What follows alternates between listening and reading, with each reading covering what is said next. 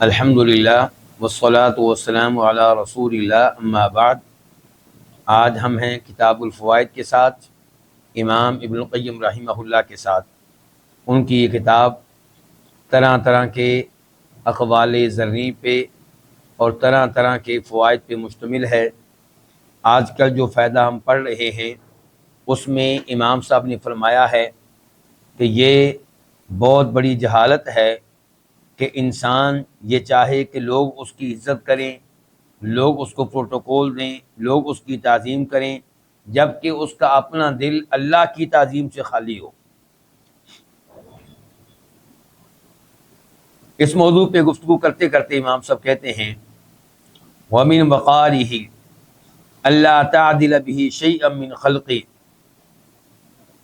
وَمِن وَقَارِهِ، اللہ کے وقار میں سے ہے، اللہ کی تعظیم میں سے ہے کہ اللہ تعدل بہ شیئا من خلقی، کہ تو اللہ کے ساتھ اس کی مخلوق میں سے کسی کو بھی برابر نہ کرے۔ اللہ کے برابر کسی کو نہیں کرنا، نہ کسی نبی کو، نہ کسی فرشتے کو، نہ کسی ولی کو۔ کوئی اس لائق نہیں ہے کہ اللہ کے برابر ہو سکے، سب اللہ کی مخلوق ہیں، اس میں کوئی شک و شبہ نہیں کہ یہ مخلوقات ان میں سے کچھ دوسری مخلوقات سے افضل ہیں، خصوصاً محمد الرسول اللہ صلی اللہ علیہ وسلم جو نبیوں کے بھی امام ہیں، تمام انسانوں سے افضل، اعلیٰ اور مقدس اور محترم ہیں، لیکن اس لائق کوئی بھی نہیں ہے کہ جس کو اللہ کے برابر کیا جائے۔ کسی کو اللہ کے برابر کرنا یہ بہت بڑا جرم ہے۔ سورہ انعام کی پہلی آیت آپ پڑھ لیں، الحمدللہ الذی خلق السماوات والارض وجعل الظلمات والنور ثم الذین کفروا بربہم یعدلون، کہ اللہ ہی ہے جو آسمان و زمین کا خالق ہے۔ مراد یہ کہ اکیلا اللہ کا کوئی شریک نہیں ہے آسمان و زمین کو پیدا کرنے کے معاملے میں۔ وجعل الظلمات والنور، اور اللہ ہی نے تاریکیاں بنائی ہیں اور اللہ ہی نے نور بنایا ہے، یعنی کہ رات بھی اللہ نے بنائی، اور سورج چاند جن سے روشنی پھیلتی ہے یہ بھی اللہ نے پیدا کیے۔ اس سب کے باوجود کافر لوگ رب کے ساتھ دوسروں کو برابر کر دیتے ہیں۔ تو رب کے ساتھ دوسروں کو برابر کرنا یہ دراصل مشرکین کی حرکت ہے، یہ ان کا عقیدہ ہے، تو ہمیں اس عقیدے سے دور رہنا ہے۔ ظاہر ہے مسلمان کا یہ عقیدہ نہیں ہے، لیکن الفاظ میں دوسروں کو اللہ کے برابر کر دینا، اس قسم کی حرکتیں سرزد ہو جاتی ہیں کئی مسلمانوں سے، تو اس لیے اس کام سے دور رہا جائے۔ اللہ کا وقار ملحوظ خاطر رکھنے والا وہ ہوگا، اللہ کی تعظیم کرنے والا وہ ہوگا جو اللہ کے ساتھ اس کی مخلوقات میں سے کسی بھی چیز کو برابر نہ کرے۔ لا فی اللفظ، نہ الفاظ میں اور نہ دیگر کئی اشیاء میں، آگے وہ ذکر کریں گے۔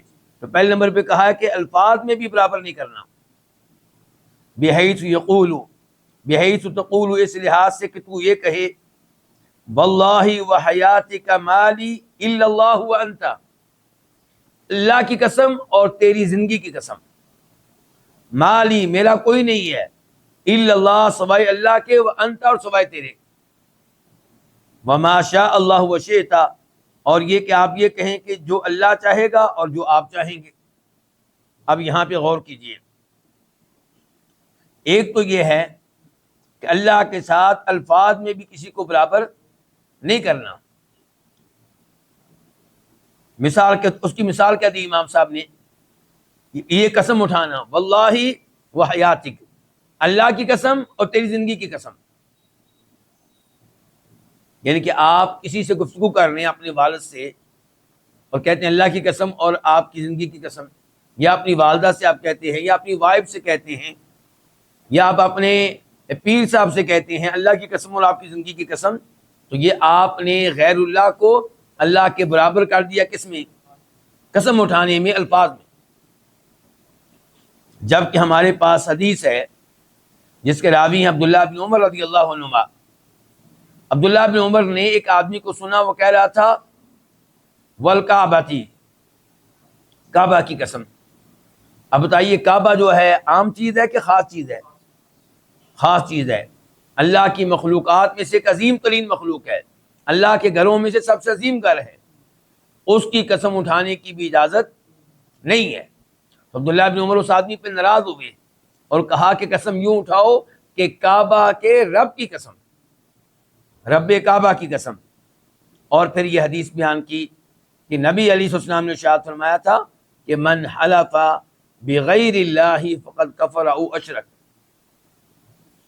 کہ جو غیر اللہ کی قسم اٹھاتا ہے وہ غیر اللہ کو اللہ تعالیٰ کے ساتھ شریک کرتا ہے، تو یہ شرک ہے۔ یہ ترمذی شریف کی حدیث ہے 1535 1535۔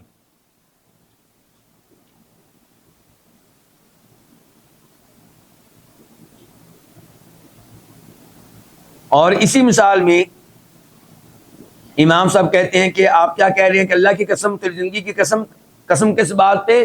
کہ میرا کوئی نہیں ہے سوائے اللہ کے اور تیرے۔ تو یہاں پہ بھی آپ نے اپنے مخاطب کو، جس سے گفتگو کر رہے ہیں، اس کو آپ نے اللہ کا برابر کر دیا کہ میرا کوئی نہیں ہے سوائے اللہ کے اور آپ کے۔ اچھا، یہ الفاظ کیسے ہیں؟ یہ ابراہیم نخعی ہیں، تابعی ہیں ابراہیم نخعی، کہتے ہیں کہ یکرہ ان یقول الرجل اعوذ باللہ وبک، یہ کہنا حرام ہے کہ میں اللہ کی پناہ میں آتا ہوں اور آپ کی پناہ میں آتا ہوں۔ وَيَجُوزُ أَن يَقُولَ، لیکن یہ کہنا جائز ہے بِاللَّهِ ثُمَّ بِكَ، کہ میں اللہ کی پناہ میں آتا ہوں اور اس کے بعد آپ کی پناہ میں، یعنی کہ کسی کو اللہ کے برابر نہیں کرنا۔ پھر کہتے ہیں کون؟ ابراہیم نخعی، وَيَقُولُ، اور یہ انسان کہہ سکتا ہے کہ لولا اللہ ثم فلان، اگر اللہ نہ ہوتا اور اس کے بعد فلاں آدمی نہ ہوتا تو میرا یہ نقصان ہو جانا تھا، اگر اللہ نہ ہوتا اور فلاں سمجھدار ڈرائیور نہ ہوتا تو ہمارا ایکسیڈنٹ ہو جانا تھا۔ یعنی کہ پھر کہنا ہے، کیا کہنا ہے؟ پھر یہ نہیں کہنا اللہ نہ ہوتا اور فلاں نہ ہوتا، اور میں برابری پائی جاتی ہے، تو پھر کہیں۔ اور کہتے ہیں ابراہیم نخعی ولا تقولوا، یہ نہ کہیں کہ لولا اللہ و فلان، اللہ نہ ہوتا اور فلاں نہ ہوتا۔ تو یہ برابری جو ہے یہ بہت خطرناک ہے۔ برابری کا عقیدہ اگر آپ دلی طور پہ رکھتے ہیں پھر تو شرک اکبر ہے، اور اگر دلی طور پہ آپ کا عقیدہ یہ ہے کہ کوئی اللہ کے برابر نہیں ہے کسی بھی چیز میں، لیکن الفاظ کی حد تک آپ برابر کر دیتے ہیں تو پھر یہ شرک اصغر ہے۔ تو قسم میں اللہ کے ساتھ اوروں کو برابر کرنا یا غیر اللہ کی قسم اٹھانا، یہ کیا شرک؟ کون سا شرک اصغر؟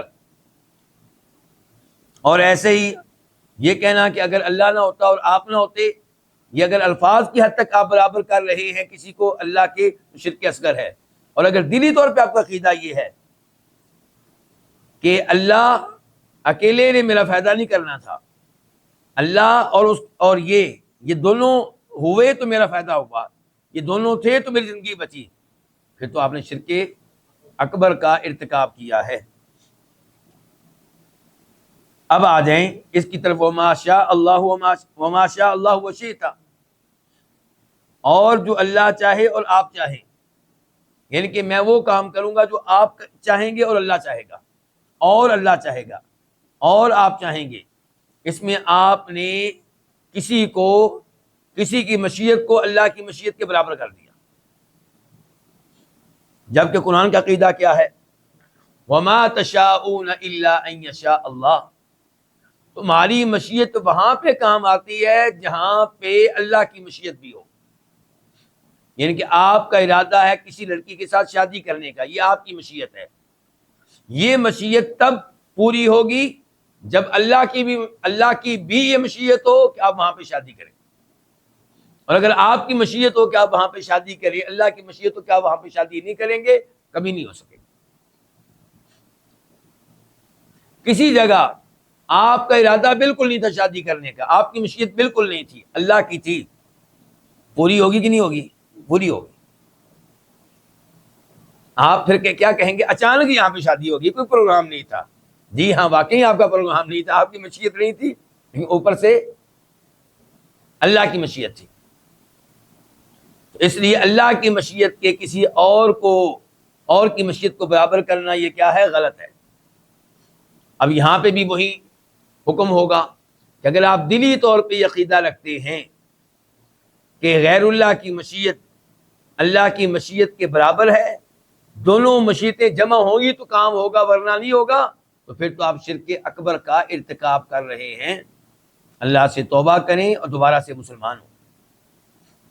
اور اگر آپ کا عقیدہ یہی ہے کہ اصل مشیت تو اللہ کی ہوتی ہے، مخلوق کی مشیت وہاں پہ پوری ہوتی ہے جہاں پہ اللہ کی مشیت ہو، اللہ کی مشیت نہ ہو تو مخلوق کی مشیت وہاں پہ نہیں چلتی، لیکن الفاظ کی حد تک آپ نے عربی میں واو کا استعمال کیا، اردو میں اور کا، تو پھر یہ کیا ہے؟ شرک اصغر ہے۔ اس حدیث پہ غور کریں۔ عبداللہ ابن عباس رضی اللہ عنہما اس کے راوی ہیں کہ ایک آدمی نے کہا نبی علیہ الصلوۃ والسلام سے، ما شاء اللہ وشئت، کہ جو اللہ چاہے گا اور آپ چاہیں گے۔ اللہ کی مشیت کے برابر کر دیا کس کی مشیت کو؟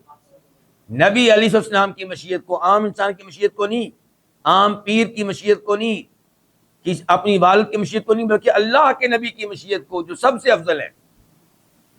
فقال، تو آپ علیہ السلام نے کہا، اجعلتنی للہ ندا، کیا تو نے مجھے اللہ کا شریک بنا دیا ہے؟ ما شاء اللہ وحدہ، یعنی کہ یہ کہو وہ ہوگا جو صرف اللہ چاہے گا، تو یہ ہے افضل۔ مشیت جب بیان کرنی ہو تو اکمل اور افضل یہ ہے کہ آپ یہ کہیں کہ وہ ہوگا جو اللہ چاہے گا، یعنی کہ تنہا اللہ۔ جائز ہے کہ آپ یہ کہیں کہ وہ ہوگا جو اللہ چاہے گا، اور پھر ابا جی جو آپ چاہیں گے، امی جان جو آپ چاہیں گی، بیگم صاحبہ جو آپ چاہیں گی، بیٹا جو آپ چاہیں گے، یہ جائز ہے۔ اور شرک اصغر ہے کہ آپ یہ کہیں کہ وہ ہوگا جو اللہ چاہے گا اور آپ چاہیں گے۔ یہ تب ہے جب دلی طور پہ آپ کا عقیدہ درست ہو، دلی طور پہ آپ کا عقیدہ یہ ہو کہ اصل مشیت اللہ کی ہوتی ہے، بندے کی مشیت اللہ کی مشیت کا مقابلہ نہیں کر سکتی۔ اور اگر آپ کا عقیدہ دلی طور پہ یہ ہے کہ اللہ اور شیخ عبدالقادر جیلانی رحمہ اللہ دونوں کی مشیت ہو تو کام ہوتا ہے ورنہ نہیں ہوتا، پھر آپ شرک اکبر کا ارتکاب کر رہے ہیں۔ اور آپ کہہ سکتے ہیں کہ آج کل کے قبر پرست، ان کے خیالات سے یوں لگتا ہے، ان کی گفتگو سے یوں لگتا ہے کہ وہ شیخ عبدالقادر جیلانی رحمہ اللہ اور ان جیسے بزرگوں کی مشیت کو اللہ کی مشیت سے بھی اوپر رکھتے ہیں۔ یعنی کہ جب وہ گفتگو کرتے ہیں تو یوں لگتا ہے کہ جیسے وہ سمجھتے ہیں کہ جہاں پہ شیخ صاحب کی مرضی ہو وہاں پہ اللہ کی مرضی نہ بھی ہو، اللہ کو بات ماننا پڑتی ہے۔ نعوذ باللہ من ذالک۔ جیسا کہ یہ واقعہ آپ سنتے رہتے ہیں ان لوگوں سے، کیا کہ ایک عورت آئی شیخ عبدالقادر جیلانی رحمہ اللہ کے پاس، اس کا کوئی بیٹا نہیں تھا۔ وہ شیخ صاحب سے کہتی ہے کہ آپ میرے لیے دعا کریے، مجھے اللہ سے بیٹا لے کر دیں۔ شیخ صاحب نے مراقبہ کیا اور مراقبے کے دوران لوح محفوظ کا مطالعہ کیا تو پتہ چلا کہ اس عورت کی تقدیر میں کوئی بیٹا نہیں ہے۔ اچھا، اس کی تقدیر میں کوئی بیٹا نہیں ہے، یہ کیا ہوا؟ یہ اللہ کی مشیت ہوئی کہ اللہ کی مشیت یہ ہے کہ اس کا کوئی بیٹا نہیں ہوگا۔ شیخ صاحب نے اللہ سے درخواست کی کہ یا اللہ اس کو بیٹا دینا ہے، تو اللہ نے بتایا کہ نہیں، اس کے لیے ہمارے ہاں کوئی بیٹا نہیں ہے۔ لیکن شیخ کا اصرار بڑھتا چلا گیا حتیٰ کہ اللہ کو یہ بات ماننا پڑی، بیٹا دینا پڑا۔ اب اس سے کیا لگتا ہے ان کا کیا عقیدہ ہے کہ کس کی مشیت غالب آئی؟ شیخ عبدالقادر جیلانی رحمہ اللہ کی مشیت، نعوذ باللہ اللہ کی مشیت پہ غالب آ گئی۔ تو یہ ہیں ان کے اعتقادات اور ان کی عقائد باطلہ۔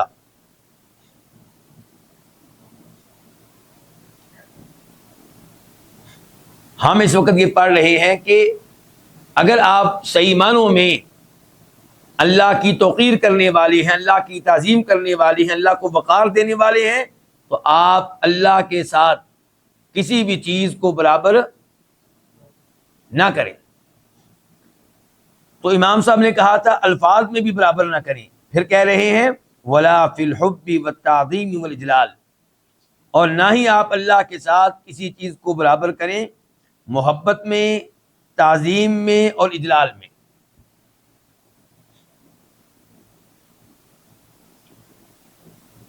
یہاں پہ چند نصوص پہ غور و فکر کرنا مناسب ہوگا۔ ایک تو اللہ تعالیٰ کا یہ فرمان سورہ بقرہ 165 165 وَمِنَ النَّاسِ مَن يَتَّخِذُ مِن دُونِ اللَّهِ أَندَادًا يُحِبُّونَهُمْ كَحُبِّ اللَّهِ وَالَّذِينَ آمَنُوا أَشَدُّ حُبًّا لِلَّهِ، لوگوں میں سے کئی ایسے ہیں جو اللہ کے علاوہ کو اللہ کا شریک بنا لیتے ہیں، یحبونہم، ان سے محبت کرتے ہیں، کحب اللہ، اللہ سے محبت کی طرح، یعنی کہ اللہ اور ان کو محبت میں برابر کر دیتے ہیں، جیسی محبت ان کو اللہ سے ہے ویسی محبت غیر اللہ سے۔ والذین آمنوا اشد حبا للہ، جبکہ ایمان والے اللہ سے محبت اوروں سے کہیں بڑھ کر کرتے ہیں، وہ اللہ کو سب سے آگے رکھتے ہیں، کس معاملے میں؟ محبت کے معاملے میں۔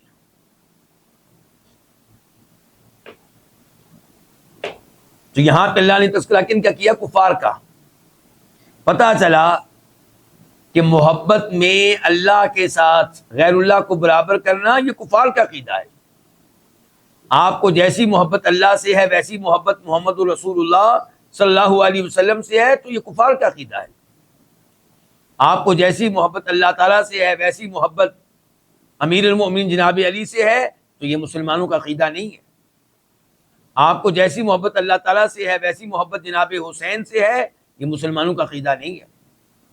اللہ سے محبت ہر محبت سے بڑھ کر ہونی چاہیے۔ سورہ توبہ آیت نمبر 24 پہ غور کریں، 24۔ قل ان کان آباؤکم وابناؤکم واخوانکم وازواجکم وعشیرتکم واموال اقترفتموها وتجارۃ تخشون کسادها ومساکن ترضونها احب الیکم من اللہ ورسولہ وجہاد فی سبیلہ فتربصوا حتی یأتی اللہ بامرہ واللہ لا یہدی القوم الفاسقین، کہ اے اللہ کے نبی قل، آپ یہ عقیدہ لوگوں کو بتائیں۔ اللہ نے کس کی ڈیوٹی لگائی؟ ہمارے نبی کی۔ حالانکہ پورا قرآن اسی لیے نازل ہوا ہے کہ نبی علیہ السلام اسے لوگوں تک پہنچا دیں، لیکن کئی آیات کے شروع میں اللہ خاص طور پہ کہتا ہے قل۔ اس کا مطلب ہے کہ اس چیز کی زیادہ اہمیت ہے کہ لوگوں تک یہ پہنچائی جائے۔ تو آپ لوگوں کو یہ بتا دیں کہ اگر تمہیں اپنے باپ دادا سے اور اپنے بیٹوں سے اور اپنے بھائیوں سے اور اپنی بیویوں سے اور اپنے خاندان سے اور اپنے مال سے اور اپنی تجارت سے اور اپنی رہائش گاہوں سے محبت اللہ اللہ کے رسول سے بڑھ کر ہے اور جہاد سے بڑھ کر ہے، تو پھر تم انتظار کرو حتیٰ کہ اللہ کا عذاب آ جائے۔ اس سے آپ اندازہ لگا سکتے ہیں کتنا بڑا جرم ہے کہ آپ نبی علیہ السلام سے بڑھ کر کسی اور سے محبت کریں۔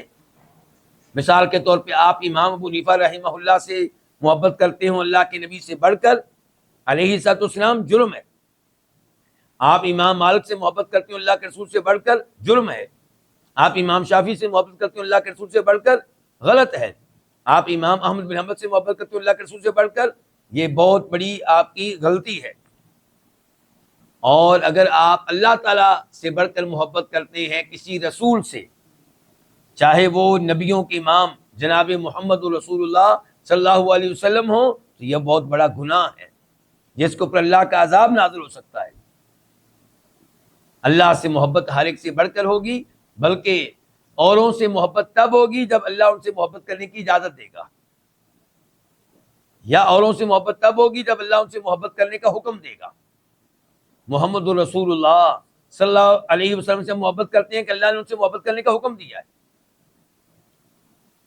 اور بیوی سے محبت کرتے ہیں اس لیے کہ اللہ نے ان سے محبت کرنے کی اجازت دی ہے، اپنے مال سے محبت کرتے ہیں اگر وہ حلال کا ہے تو اس لیے کہ اللہ نے محبت کرنے کی اجازت دی ہے، اپنے موبائل سے محبت ہے، اپنے گھر سے محبت ہے، گاڑی سے محبت ہے، ان چیزوں سے اس لیے کہ اللہ نے ان چیزوں سے محبت کرنے کی اجازت دی ہے، لیکن ان کی محبت اللہ کی محبت کے اوپر غالب آ جائے تو یہ جرم ہے۔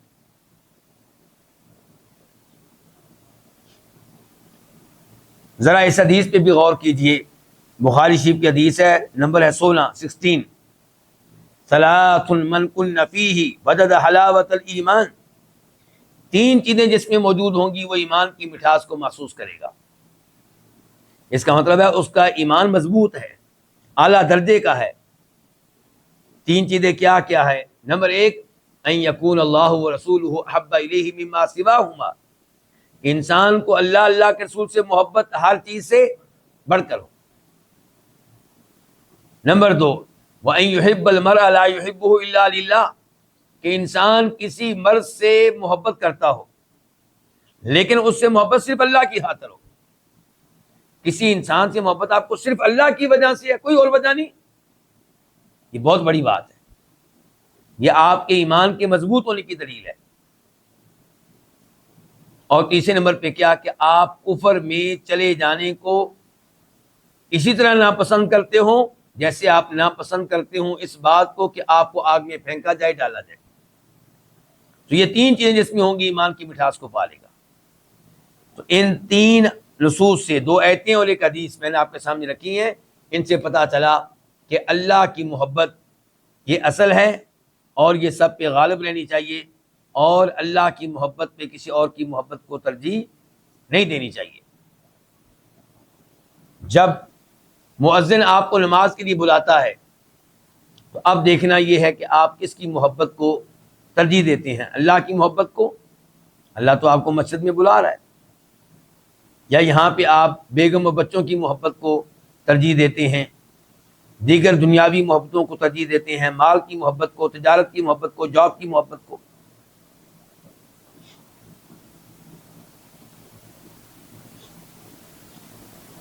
تو ہم اس وقت یہ پڑھ رہے ہیں کہ اللہ کا وقار کرنے والا، اللہ کی توقیر کرنے والا، اللہ کی تعظیم کرنے والا اللہ کی مخلوقات میں سے کسی بھی مخلوق کو اللہ کے برابر نہیں کرے گا، نہ الفاظ میں، نہ محبت اور تعظیم میں، ولا فی الطاعۃ، اور نہ ہی اطاعت میں۔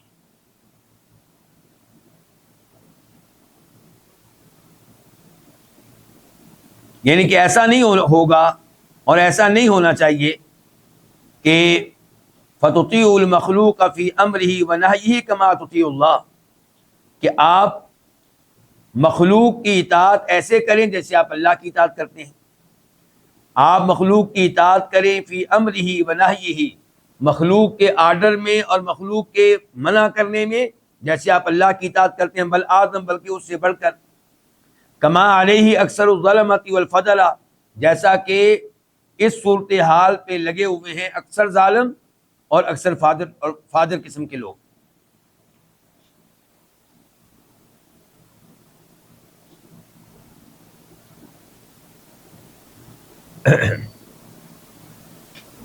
یہاں پہ امید ہے کہ آپ کے ذہنوں میں ایک حدیث آ چکی ہوگی، امام ترمذی اس کو روایت کرتے ہیں، عدی بن حاتم رضی اللہ عنہ اس کے راوی ہیں، کہتے ہیں کہ جب میں نبی علیہ السلام کے پاس آیا، مسلمان ہوا، کلمہ پڑھا، تو میں نے آپ سے یہ تلاوت سنی، اتخذوا احبارهم ورهبانهم اربابا من دون اللہ والمسیح ابن مریم، کہ ان لوگوں نے اپنے علماء کو اور اپنے درویشوں کو رب بنایا ہوا ہے، اور مسیح بن مریم کو بھی، عیسیٰ علیہ السلام کو بھی رب بنایا ہوا ہے۔ عدی بن حاتم کہتے ہیں میں نے کہا اللہ کے رسول علیہ السلام، ہم نے تو کبھی بھی اپنے علماء کو رب نہیں بنایا، ہم نے کبھی بھی اپنے درویشوں کو رب نہیں بنایا۔ تو نبی علیہ السلام نے ارشاد فرمایا کیا ایسا نہیں تھا کہ تمہارے یہ علماء جس چیز کو حلال قرار دیتے تم اس کو حلال قرار دیتے آنکھیں بند کر کے، اور جس چیز کو حرام قرار دیتے تم اس کو حرام مان لیتے تھے آنکھیں بند کر کے، یعنی کہ یہ نہیں دیکھتے تھے کہ اللہ کا کیا حکم ہے، اللہ کی کیا شریعت ہے اس معاملے میں۔ عدی بن حاتم نے کہا جی ہاں یہ تو ایسا ہی تھا۔ فرمایا فتل کا عبادتم، تو یہی تو ان کی عبادت تھی، یہی ان کو رب بنانا تھا، یہی ان کو معبود بنانا تھا۔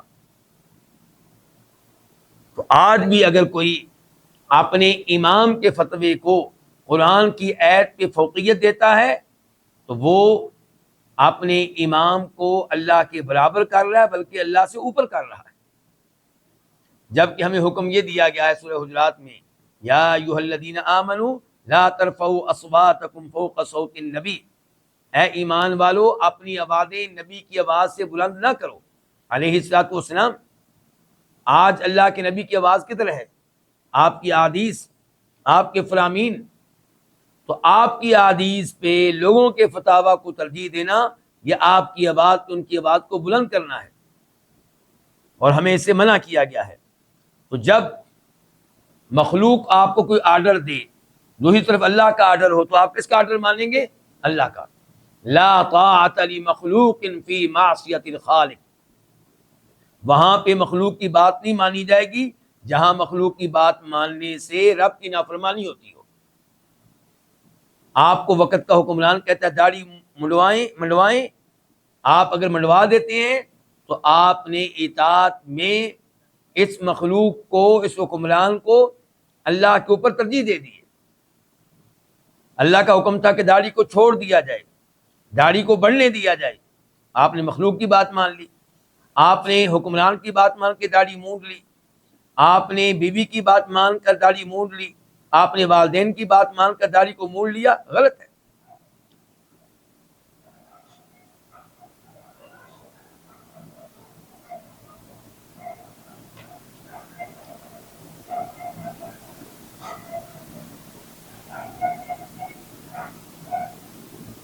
ہمارا درس کیا چل رہا ہے کہ اگر آپ اللہ کا وقار کرنے والے، اللہ کی تعظیم کرنے والے ہیں تو آپ مخلوق میں سے کسی کو بھی اللہ کے برابر نہ کریں، نہ الفاظ میں، نہ محبت اور تعظیم میں، نہ اطاعت میں، اور اب امام صاحب کہتے ہیں ولا فی الخوف والرجاء، اور نہ ہی خوف اور امید میں، یعنی کہ جیسا ڈر اللہ سے ہونا چاہیے ویسا ڈر آپ کو غیر اللہ سے ہو، غیر اللہ کو آپ اللہ کے برابر کر دیں ڈرنے کے معاملے میں، یا غیر اللہ کو آپ اللہ سے بھی آگے کر دیں، ایسی امیدیں رکھنے کے معاملے میں آپ کو اللہ سے بڑھ کر غیروں سے امیدیں ہوں۔ وہ کیا شعر ہے؟ بتوں سے خدا سے نہ امیدی، بتوں سے امیدیں خدا سے نہ امیدی، مجھے بتا تو صحیح اور کفر کیا ہے، شاید اس قسم کا شعر ہے، مجھے بتا تو صحیح اور کفر کیا ہے۔ تو آپ کسی کو اللہ کے برابر نہ کریں، خوف کے معاملے میں نہ ہی امید رکھنے کے معاملے میں۔ خوف جو ہے کئی دفعہ قدرتی خوف ہوتا ہے، اللہ نے کئی چیزیں ایسی پیدا کی ہیں جن سے انسان ڈرتا ہے، مثال کے طور پہ سانپ، شیر، آپ آگ سے ڈرتے ہیں، آپ کرنٹ سے ڈرتے ہیں، بڑی احتیاط کرتے ہیں مجھے کہیں کرنٹ نہ لگ جائے۔ تو ان چیزوں سے ڈرنا یہ کوئی جرم نہیں ہے، یہ تو انبیاء کرام علیہم السلام بھی ایسی چیزوں سے ڈرتے رہے۔ مثال کے طور پہ موسیٰ علیہ السلام، اللہ نے ان کا تذکرہ کیا ہے فَأَوْجَسَ فِي نَفْسِهِ خِيفَةً مُوسَىٰ قُلْنَا لَا تَخَفْ إِنَّكَ أَنْتَ الْأَعْلَىٰ وَأَلْقِ مَا فِي يَمِينِكَ تَلْقَفْ مَا صَنَعُوا إِنَّمَا صَنَعُوا كَيْدُ سَاحِرٍ وَلَا يُفْلِحُ السَّاحِرُ حَيْثُ أَتَىٰ، کہ جب موسیٰ علیہ السلام کے مابین اور فرعون کے جادوگروں کے مابین مقابلہ ہوا تو انہوں نے اپنا کرتب دکھانے کے لیے، اپنا شوبدہ دکھانے کے لیے کیا کیا؟ انہوں نے کچھ چیزیں پھینکی اور وہ سانپ کی شکل اختیار کر گئی۔ اب موسیٰ علیہ السلام سانپ سے ڈر رہے ہیں. اللہ تعالیٰ کہتے ہیں موسیٰ علیہ السلام نے اپنے دل میں ڈر محسوس کیا, اللہ تعالیٰ کہہ رہے ہیں. تو اللہ کہتے ہیں ہم نے کہا لا تخف موسیٰ, آپ نہ ڈریں, انک انت الاعلی, کامیابی آپ کو ملے گا, غلبہ آپ کو ملے گا. جو آپ کے ہاتھ میں عصا ہے آپ اس کو پھینکیں, یہ عصا ان سب کی ان تمام چیزوں کو کھا پی جائے گا. تو کہنے کا مطلب موسیٰ علیہ السلام ڈرے. اور ایسے ہی قال رب انی اخاف ان یقتلون, یعنی کہ جب اللہ تعالی نے کہا تھا کہ اے موسیٰ آپ فرعون کو تبلیغ کرنے کے لیے جائیں, نصیحت کے لیے جائیں, وعظ و نصیحت کے لیے جائیں, تو موسیٰ علیہ السلام نے کہا تھا کہ اے اللہ مجھے ڈر ہے کہ کہیں مجھے قتل نہ کر دیں, مجھے ڈر ہے. تو کس سے ڈر رہے ہیں؟ فرعون سے.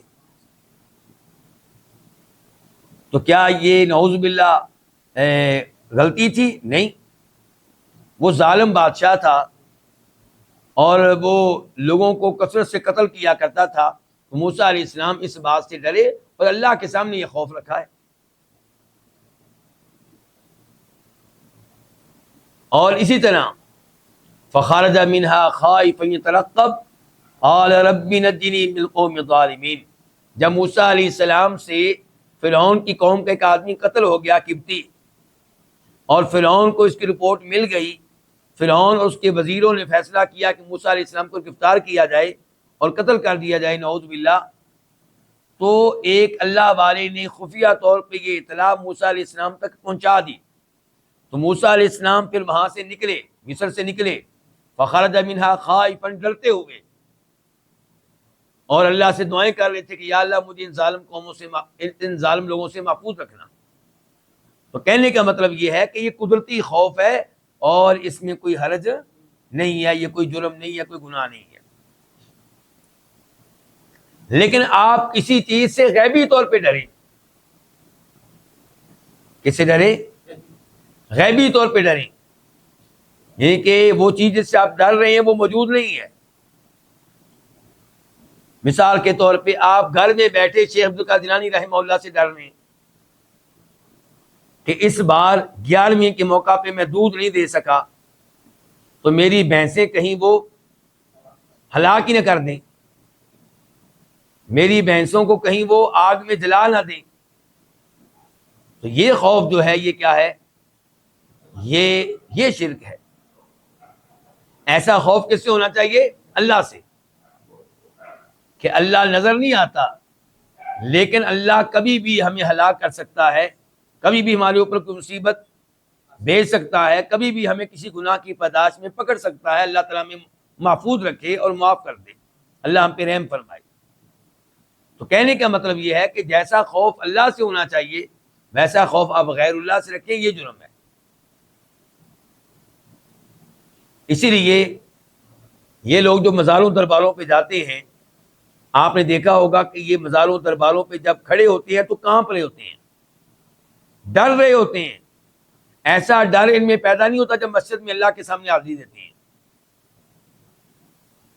تو یہ خوف جو ہے یہ شرک ہے. یعنی کہ جن کے بارے میں اللہ یہ کہے کہ وہ فوت ہو چکے, وہ تمہاری آواز نہیں سنتے, ان کو پتہ نہیں ہے جب تم انہیں پکارو ان سے دعائیں کرو, انسان ان سے ڈرے جیسے اللہ سے ڈرا جاتا ہے, تو یہ ڈرنا جو ہے یہ کیا ہے؟ جرم ہے. اللہ تعالیٰ تذکرہ کرتے ہیں ایک جگہ سورہ آل عمران میں, انما ذالکم الشیطان یخوف اولیاء فلا تخافوہم وخافون ان کنتم مؤمنین, کہ شیطان تم لوگوں کو ڈراتا ہے اپنے اولیاء سے, اپنے دوستوں سے, کفار سے اور بتوں سے, ان چیزوں سے. تم ان سے نہ ڈرو اور مجھ سے ڈرو اگر تم ہو ایمان لانے والے. ایسے ہی امیدیں لگانا, امیدیں کس پہ لگانی چاہیے؟ اللہ سے لگائیں. اور غیر اللہ کو امیدیں لگانے کے معاملے میں آپ اللہ کا شریک کریں گے, اللہ کا برابر کریں گے تو یہ غلط ہوگا. ہاں آپ امید لگا سکتے ہیں, کس سے؟ اپنے والد صاحب سے, کہ مجھے امید ہے کہ والد صاحب اس مہینے کے آخر میں جب ان کو سیلری ملے گی تو مجھے انعام دیں گے کیونکہ میں نے امتحان میں اچھے نمبر لیے ہیں. لیکن یہ امید آپ کی درست عقیدے کے تابع ہے کہ یہ تب مل سکیں گے جب اللہ بھی چاہے گا. لیکن آپ یہ امید رکھیں کسی سے کہ اللہ نہ بھی چاہے تو وہ میرا یہ کام کر دے گا، یا آپ کہیں کہ اللہ چاہے گا اور وہ چاہے گا پھر میرا کام ہوگا، جیسی امید اللہ سے ویسی امید قبر والے سے، تو یہ کیا ہے؟ یہ اللہ کے وقار کے خلاف ہے اور یہ جرم ہے، بلکہ یہ شرک تک انسان کو لے جاتی ہے. تو امام صاحب کہہ رہے ہیں کہ اللہ کے وقار میں سے ہے کہ آپ اللہ کے برابر اس کی مخلوق میں سے کسی چیز کو نہ کریں، نہ الفاظ میں، نہ محبت اور تعظیم میں، نہ اطاعت میں، اور نہ خوف اور امید میں. وَيَجْعَلُهُ ان کے ولا فی الخوف والرجاء، اور نہ خوف اور امید میں. وَيَجْعَلُهُ اور کہ انسان اللہ کو بنا دے احون الناظرین الیہ، اپنی طرف دیکھنے والوں میں سے سب سے ہلکا. کیا مطلب؟ آپ کو پتا ہے کہ مجھے اللہ دیکھ رہا ہے، اور آپ کسی ایسی جگہ جہاں پہ لوگ بھی آپ کو دیکھ رہے ہیں، تو وہاں پہ آپ اللہ سے نہیں ڈرتے کہ مجھے اللہ دیکھ رہا ہے، لوگوں سے آپ ڈرتے ہیں. مثال کے طور پہ نماز کا وقت ہو گیا ہے، اب آپ اس مجلس میں سے نہیں اٹھ رہے کہ لوگ کیا کہیں گے، دیکھنے والے کیا کہیں گے. یہ آپ کو احساس نہیں ہے کہ اللہ بھی دیکھ رہا ہے، نہیں اٹھوں گا تو اللہ کیا کہے گا.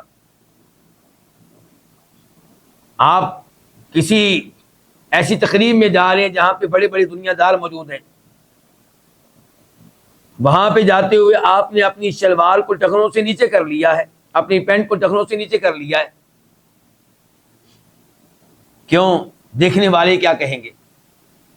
یہ پرواہ نہیں کہ اللہ بھی مجھے دیکھ رہا ہے. تو آپ نے گویا کہ اللہ کو ان میں سے جو آپ کو دیکھ رہے ہیں سب سے ہلکا کر دیا. آپ نے اللہ کو دوسروں کے برابر بھی نہیں رکھا، بلکہ اللہ کو نیچے کر دیا آپ نے. یہ بہت بڑا جرم ہے.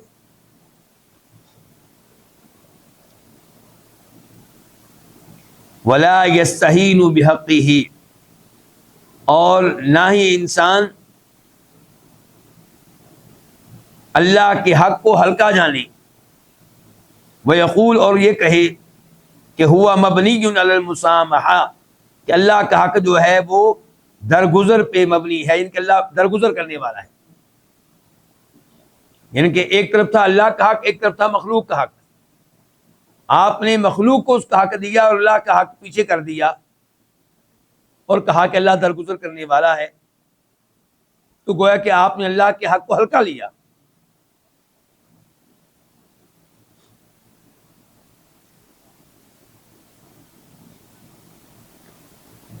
ایک بڑے امام کا قول ہے، اسے امام بخاری اپنی صحیح میں لے کر آئے ہیں، کہ اگر کسی سے اس کی والدہ یہ کہیں کہ بیٹا تو نے عشاء کی نماز گھر میں پڑھنی ہے، مسجد میں نہیں جانا، تو والدہ کی بات نہ مانے اور مسجد میں جائے. یہاں پہ دو حق تھے، ایک اللہ کا ایک ماں کا. تو کس کے حق کو آپ نے اہمیت دینی ہے؟ اللہ کے حق کو. اللہ کا حکم یہ ہے کہ مرد حضرات مسجد میں باجماعت نماز ادا کریں، تو آپ اللہ کے حق کو فوقیت دیں گے ماں کے حق میں. لیکن اگر مسجد میں جانے میں کوئی خطرہ ہے، بارش ہو رہی ہے، تو پھر اللہ نے خود اجازت دی ہے، تو یہاں پہ ماں کی بات ماننا واجب ہو جائے گا. یا آپ نفل نماز پڑھ رہے ہیں اور والدہ نے بلایا ہے، تو یہاں پہ والدہ کے حق کو مقدم رکھا جائے گا، کیونکہ اللہ نے اس کی اجازت دی ہے، شریعت نے اس کی اجازت دی ہے. اس کو مقدم کرنا نہیں کہا جائے گا، بلکہ اسی میں اللہ کی مرضی ہے.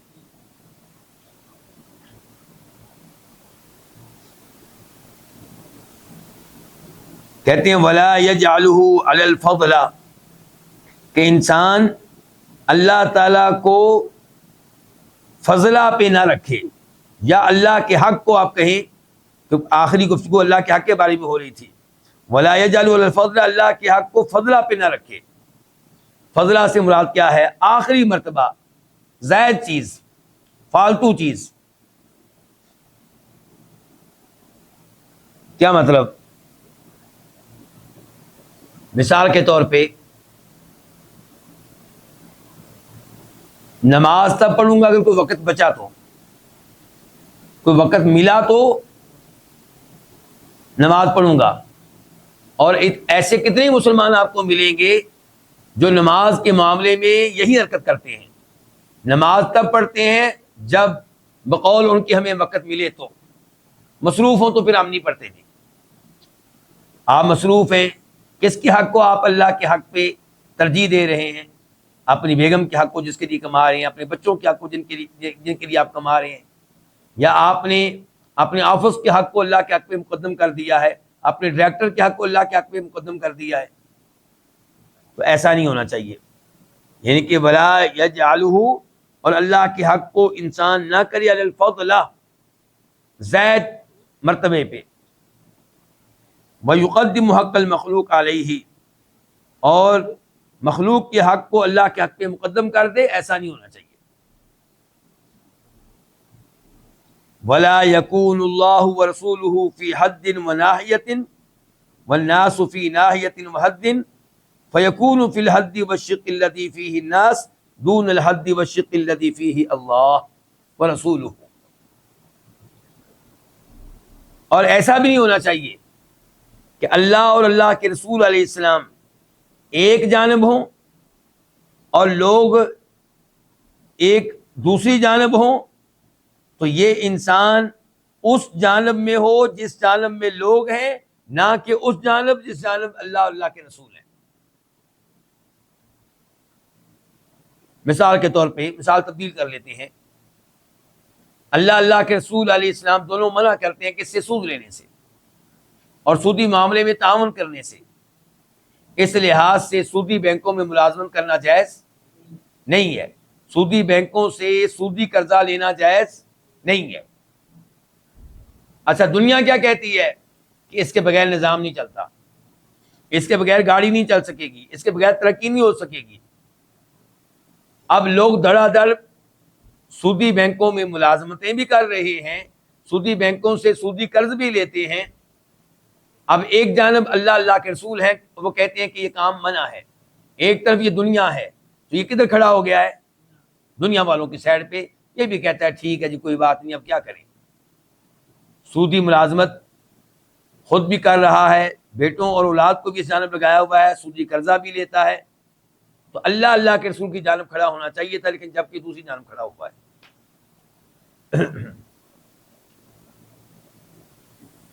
ولا يعطي المخلوق في مخاطبته قلبه ولبه ويعطي الله في خدمته بدنه ولسانه دون قلبه وروحه.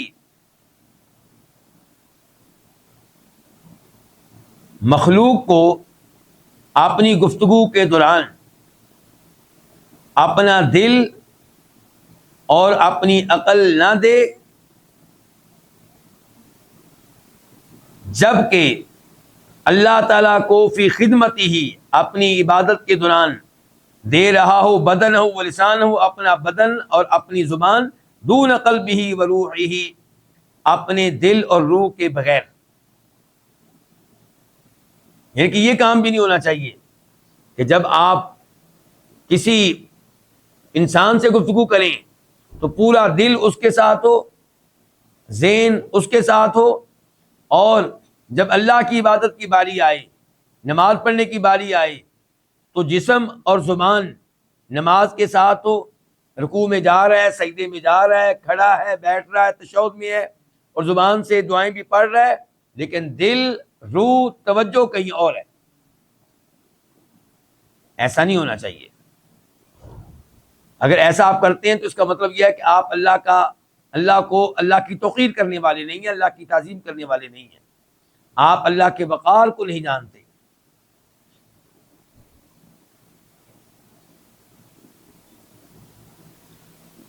ولا يجعل مراد نفسه مقدما على مراد ربه، اور اپنے نفس کی مراد کو، مطلوب کو، مقصود کو اپنے رب کی مراد، مطلوب و مقصود پہ مقدم نہ کرے. یعنی کہ ایک اپنے دل کی خواہش ہے، اور ایک اللہ کا حکم ہے، اللہ کا مطالبہ ہے، تو اپنی خواہش کو اللہ کے حکم پہ ترجیح نہ دے۔ فَهَذَا كُلُّهُ مِنْ عَدَمِ وَقَارِ اللَّهِ فِي الْقَلْبِ، یہ تمام امور جن کا تذکرہ ہوا ہے یہ دل میں اللہ کا وقار نہ ہونے میں سے ہیں۔ یعنی کہ آپ اگر اللہ تعالیٰ کے برابر کرتے ہیں الفاظ میں کسی اور کو، یا محبت اور تعظیم میں کسی اور کو، یا اطاعت میں کسی اور کو، یا خوف اور امید میں کسی اور کو، تو اس کا مطلب یہ ہے کہ آپ کے دل میں اللہ کا وقار نہیں ہے۔ اور اگر آپ نے ان میں سے جو آپ کو دیکھ رہے ہیں سب سے ہلکا اللہ کو لیا ہے تو آپ کے دل میں اللہ کا وقار نہیں ہے۔ اور اگر آپ اللہ کے حق کو ہلکا لیتے ہیں اور مخلوق کے حق کو اللہ کے حق پہ ترجیح دیتے ہیں تو اس کا مطلب یہ ہے کہ آپ کے دل میں اللہ کا وقار نہیں ہے۔ اور اگر لوگ ایک جانب ہوں، اللہ کے رسول دوسری جانب ہوں، اور آپ اس جانب کھڑے ہوتے ہیں جدھر لوگ ہیں، تو اس کے مطلب ہے کہ آپ کے دل میں اللہ کا وقار نہیں ہے۔ اور اگر لوگوں سے گفتگو کرتے ہوئے آپ لوگوں کو دلی توجہ دیتے ہیں، پورا ذہن ادھر صرف کرتے ہیں، اور اللہ کی عبادت کی باری آتی ہے تو جسم آپ کا عبادت میں مصروف ہے اور زبان آپ کے ذکر کر رہی ہے اللہ کا، لیکن دل اللہ کی طرف نہیں ہے، روح اللہ کی طرف نہیں ہے، تو اس کا مطلب یہ ہے کہ آپ کے دل میں اللہ کا وقار نہیں ہے۔ امام صاحب کہتے ہیں فہذا کلہ، یہ تمام امور من عدم وقار اللہ فی القلب، یہ دل میں اللہ کا وقار نہ ہونے میں سے ہیں۔ اور آپ یہ بھی اس کا ترجمہ کر سکتے ہیں کہ یہ تمام امور دل میں اللہ کا وقار نہ ہونے کی وجہ سے ہیں۔ ان کا ارتکاب اسی لیے ہوتا ہے، یہ حرکتیں اور یہ غلطیاں آپ سے اسی لیے ہوتی ہیں کہ آپ کے دل میں اللہ کا وقار نہیں ہے، اللہ کی عظمت نہیں ہے۔ امام صاحب کہتے ہیں ومن کان کذالک، اور جو اس طرح ہو، یعنی کہ اس کے دل میں اللہ کا وقار نہ ہو، فإن اللہ لا یلقی لہ فی قلوب الناس وقارا ولا عیبا، تو اللہ تعالیٰ اس کے لیے لوگوں کے دلوں میں کوئی وقار نہیں ڈالتا، اور نہ اس کی لوگوں کے دلوں میں اللہ کی ہیبت ڈالتا ہے۔ پھر لوگ اس کی عزت نہیں کرتے، لوگوں کے دلوں میں اس کی ہیبت نہیں ہوتی، لوگ اس کو ہلکا لیتے ہیں۔ بل یسکت وقارہ وہیبتہ من قلوبہم، بلکہ اللہ تعالیٰ اس کے وقار کو اور اس کی ہیبت کو لوگوں کے دلوں سے گرا دیتا ہے، ختم کر دیتا ہے۔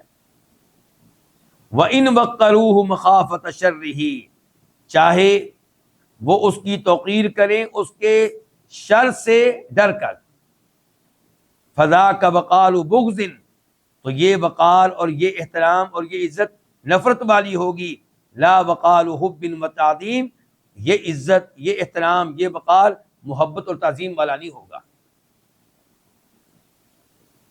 امام صاحب کہتے ہیں وَمِن وقار اللہ ان یستحیی من اطلاعہ علی سرہ وضمیرہ فیری فیہ ما یکرہ، اللہ کے وقار میں سے یہ ہے کہ آپ شرمائیں اس بات سے کہ اللہ تعالیٰ مطلع ہو آپ کی دلی باتوں پہ، آپ کی خفیہ باتوں پہ، اور اللہ تعالیٰ دیکھے آپ کے ضمیر میں، آپ کے دل میں وہ امور ما یکرہ جن کو اللہ ناپسند کرتا ہے۔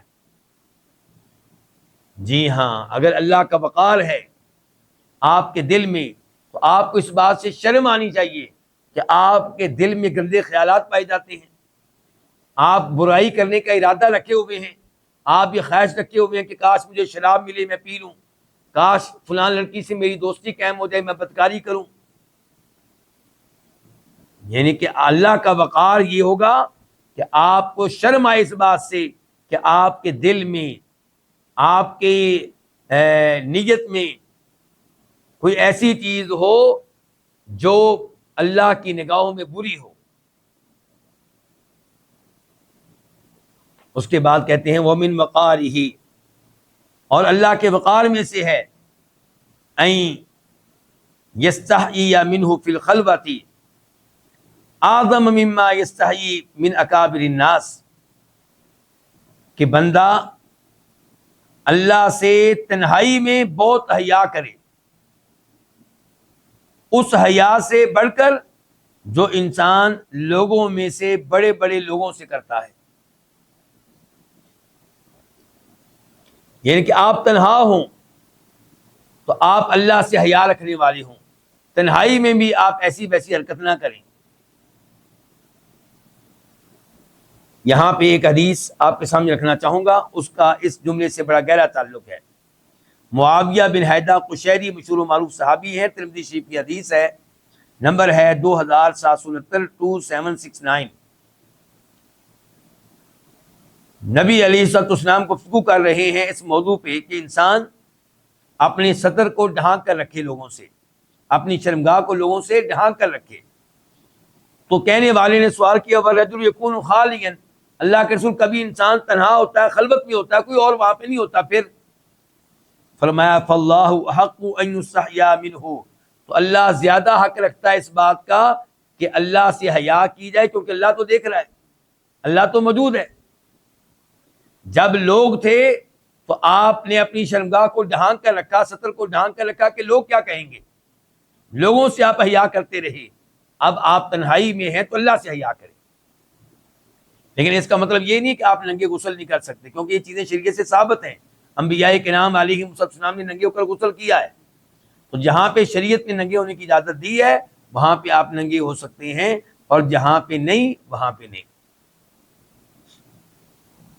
امام صاحب کہتے ہیں والمقصود، کہتے ہیں ساری گفتگو کا مقصد یہ ہے کہ ان من لا يوقر اللہ وکلامہ وما آتاہ من العلم والحکمہ کیف یطلب من الناس توقیرہ وتعظیمہ، کہ جو اللہ کی توقیر نہیں کرتا، اللہ کا احترام نہیں کرتا، اللہ کی تعظیم نہیں کرتا، اور اللہ کے کلام قرآن کی تعظیم نہیں کرتا، اور جو اللہ نے اس کو علم دیا ہے، حکمت دی ہے، اس کی توقیر نہیں کرتا، وہ کیسے لوگوں سے مطالبہ کرتا ہے کہ وہ اس کی توقیر کریں اور اس کی تعظیم کریں؟